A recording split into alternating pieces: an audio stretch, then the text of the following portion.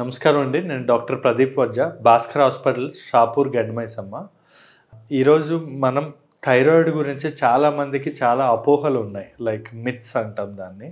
So, ఆ అపోహలు, వాళ్ళ డౌట్స్ ఏవైతే థైరాయిడ్ గురించి నేను చెప్పా కదా ఒక వీడియోలో, హైపోథైరాయిడ్ గురించి. సో, ఆ డౌట్స్ ఏవైతే ఉన్నాయో రీసెంట్గా ఆ డౌట్స్ నేను చదివి ఒక్కొక్కటి మీకు క్లారిఫై చేస్తా అండి. డాక్టర్ గారు, ఫస్ట్ది ఏంటి అడుగుతున్నారంటే, థైరాయిడ్ ఉన్న వాళ్ళకి పిల్లలు పుడతారా లేదా పుట్టరా? దానివల్ల మనకి థైరాయిడ్ ఉండడం వల్ల పిల్లలకి ఏమైనా పుట్టడానికి ఏమైనా ఇబ్బంది అవుతుందా అని అడుగుతున్నారు. సో, థైరాయిడ్ వల్ల పిల్లలకి పుట్టకపోవడం అంటూ జరగదండి. కాకపోతే మరీ వాల్యూస్ అనేవి ఎక్కువ ఉంటే ప్రెగ్నెన్సీలో పుట్టబోయే పిల్లలకి, అంటే పిల్లలు ఎవరైతే లోపల మనకి ఇప్పుడు ప్రెగ్నెన్సీ పాజిటివ్ వచ్చాక కూడా పిల్లలకి కొన్ని ప్రాబ్లమ్స్ వచ్చే అవకాశాలు ఉంటాయి. అంటే ప్రెగ్నెన్సీలో వచ్చిన థైరాయిడ్ అవ్వచ్చు, ముందు నుంచి థైరాయిడ్ ఉన్న వాళ్ళు అవ్వచ్చు. కానీ థైరాయిడ్ కంట్రోల్లో లేకపోతే మనకి ఆ పుట్టబోయే పిల్లలకు ప్రాబ్లం రావచ్చే తప్ప పిల్లలు పుట్టకపోవడం అనేది జరగదు. ఆ ప్రాబ్లమ్స్ ఏంటి అంటే, ఫర్ ఎగ్జాంపుల్, థైరాయిడ్ అన్నది కంట్రోల్లో లేకపోవడం వల్ల, అంటే ప్రెగ్నెన్సీలో థైరాయిడ్ అన్నది 0.3 నుంచి 3 లోపల ఉండాలి. ఫస్ట్ ట్రైమెస్టర్, ఫస్ట్ 3 months కానీ, తర్వాత 3 months కానీ, తర్వాత 3 months, అంటే 3 trimesters అంటాం. 9 నెలలు కూడా 3 లోపల ఉండేటట్టు చూసుకోవాలి. మామూలుగా అయితే TSH, థైరాయిడ్ స్టిమ్యులేటింగ్ హార్మోన్ అనేది 0.3 నుంచి 5.5 మధ్యలో ఉండొచ్చు. కానీ ప్రెగ్నెన్సీలో మాత్రం 3 లోపలే ఉండాలి. ఇలా లేని పక్షంలో ఏమవుతుంది అంటే, పిల్లలు, అంటే మనకి థైరాయిడ్ వల్ల థైరాయిడ్ అనేది ఎక్కువ తక్కువ అవడం వల్ల మెటబాలిజం అనేది కరెక్ట్గా ఉండకపోవడం వల్ల పిల్లల్లో బ్రెయిన్ డెవలప్మెంట్ ప్రాబ్లం కానీ, గ్రోత్ డెవలప్మెంట్, అంటే పిల్లలు హైట్ పెరగకపోవడం, లేదా కొన్ని సందర్భాల్లో 7th month colour Doppler 2D echo, అంటే ప్రెగ్నెన్సీలో కూడా మనం ఫీటల్ 2D ఎకో చేయొచ్చు 7th monthలో. ఆ టైంలో హార్ట్లో హోల్స్లా కనబడడం, హార్ట్ ప్రాబ్లమ్స్తో పుట్టడం, లేదా బాడీలో ఏదో ఒక పార్ట్, అంటే మరీ ఎక్కువ థైరాయిడ్ ఉంటే బాడీలో ఏదో ఒక పార్ట్ అంగవైకల్యంగా ఉండడం, క్రెటినిజం అంటాం. అంటే బోన్స్ అన్నవి డెవలప్ అవ్వకుండా ఫ్యూజ్ అయిపోయి ఉంటాయి. అంటే కాళ్ళు చేతులు తిరిగిపోయి పుట్టడం, ఇట్లాంటివన్నీ వచ్చే అవకాశాలు ఉంటాయి. అవి కూడా చాలా రేర్. అండ్ ఆల్సో అవి కూడా మరీ థైరాయిడ్ లెవెల్స్ అస్సలు కంట్రోల్లో లేకపోతే మనకి అలా అయ్యే అవకాశం ఉంటుంది. కానీ థైరాయిడ్ ఏ విధంగా కూడా పిల్లలు పుట్టకుండా ఎఫెక్ట్ అయ్యే అవకాశం అయితే ఉండదు. అందుకే మనం ప్రెగ్నెన్సీ పాజిటివ్ వచ్చిన వెంటనే ఫస్ట్ చేసే టెస్ట్లు వైరల్ ప్రొఫైల్తో పాటు థైరాయిడ్, షుగరు, హీమోగ్లోబిన్ టెస్ట్ అనేది ఖచ్చితంగా అందరికీ చేపిస్తామండి. ఇంక ఇప్పుడు వచ్చి సెకండ్ క్వశ్చన్ వచ్చి, హోమియోపతి మెడిసిన్ అంటే థైరాయిడ్కి ఏమైనా వాడొచ్చా అని అడుగుతున్నారండి. యాక్చువల్లీ చెప్పాలంటే 100కి 100% కూడా హోమియోపతిలో కానీ, వేరే అంటే ఏ చెట్ల మందుల్లో కానీ వేటిలో కూడా ఈ థైరాయిడ్కి ట్రీట్మెంట్ అనేది లేదు.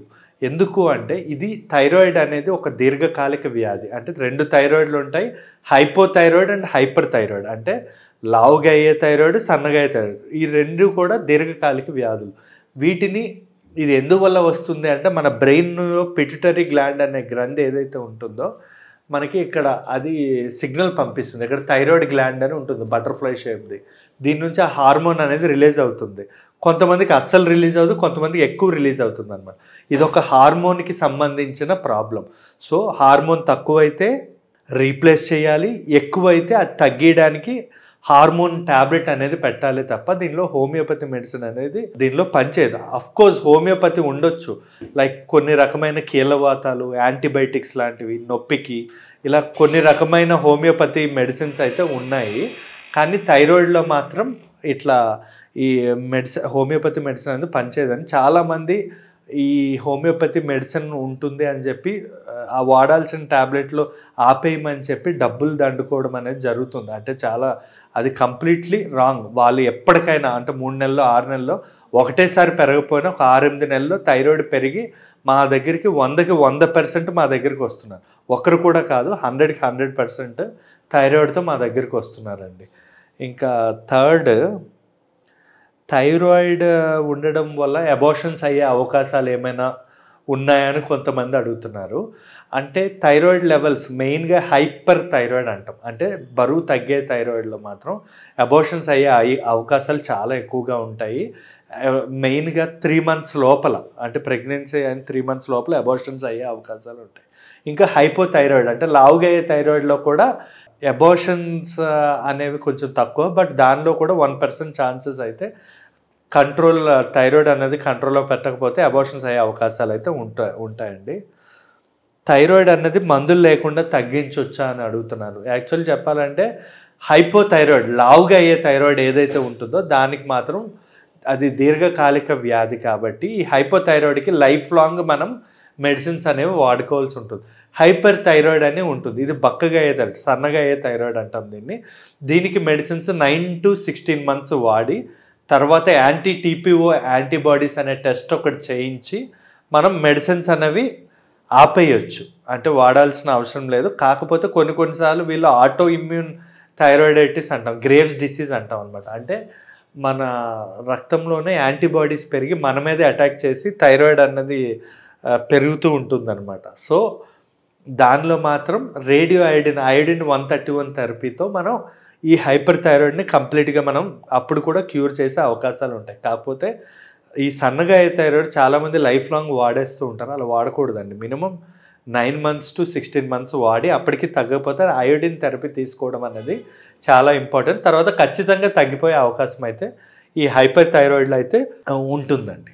ఇప్పుడు నెక్స్ట్ ఏంటంటే గొంతు దగ్గర, డాక్టర్ గారు నాకు గొంతు దగ్గర వాపు ఉంది, అదేమైనా క్యాన్సర్గా ఫ్యూచర్లో అయ్యే అవకాశం ఉంటుందా అని అడుగుతున్నారు. థైరాయిడ్ ఉన్నా థైరాయిడ్ లేకపోయినా గొంతు దగ్గర ఉన్న వాపుల్లో 95% అనేది క్యాన్సర్ అనేది ఉండదు.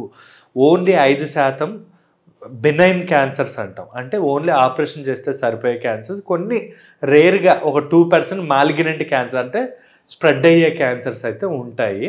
దానికి 100% ఆపరేషన్ చేయాలి, కానీ మ్యాక్సిమం అయితే క్యాన్సర్ ఉండే అవకాశం ఉండదు. మనం స్కాన్ ద్వారా ఎఫ్ఎన్ఏసి ద్వారా అది ఏ టైప్ ఆఫ్ క్యాన్సర్, థైరాయిడ్ యాంటీటీపో అంటే గ్రేవ్స్ డిసీజ్ కానీ హ్యాష్మోటస్ థైరాయిడైటిస్ కానీ వీటి వల్ల థైరాయిడ్ హార్మోన్స్ ప్రొడక్షన్ లేక వాపు వచ్చేది, ప్రొడక్షన్ ఎక్కువ అయ్యి వాపు వచ్చేది ఉంటుందన్నమాట. దాన్ని బట్టి మనం థెరపీ పెట్టి ఈ గొంతు దగ్గర ఏదైతే వాపు ఉందో ఆ వాపు అన్నది తగ్గించేసేయచ్చు. ఇంకోటి నాడ్యులర్ గాయిటర్ అంటాం, థైరాయిడ్ గ్లాండ్లో నాడ్యూల్స్, ఈ బటర్ఫ్లై షేప్ అనేది నాడ్యూల్స్లో ఉంటుంది. ఏదో ఒక నాడ్యూల్ అంటే ఏదో ఒక దగ్గర వాపు వచ్చే అవకాశం ఉంటుంది. అది కూడా మనకి ట్రీట్మెంట్ అనేది అవసరం ఉండదండి.